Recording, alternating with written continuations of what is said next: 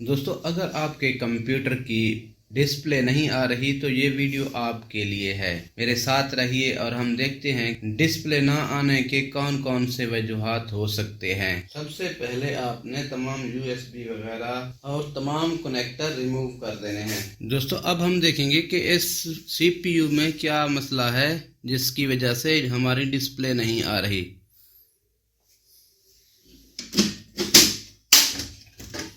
ये जो आपको सामने रैमें नजर आ रही हैं, इनको निकाल लेना है आपने और इनकी सफाई करके देखना है। सफाई करने के बाद आपने अपने सीपीयू को चला कर देखना है।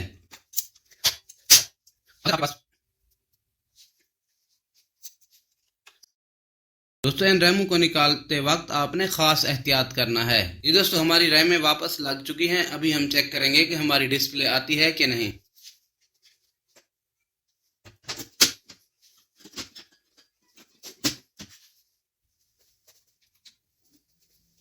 जी दोस्तों, जैसा कि आप देख रहे हैं कि मेरे कंप्यूटर की डिस्प्ले आ चुकी है और मेरा फॉल्ट भी खत्म हो चुका है। दोस्तों, जरूरी नहीं है कि आपके कंप्यूटर में भी रैम का प्रॉब्लम हो, बहुत से दूसरे फॉल्ट भी हो सकते हैं। जी दोस्तों, अगर मेरी वीडियो आपको पसंद आई है तो मेरे वीडियो को लाइक करें, चैनल को सब्सक्राइब करें और बेल का आइकन दबाना मत भूलें ताकि मेरी नई आने वाली वीडियो आप तक पहुंचती रहे।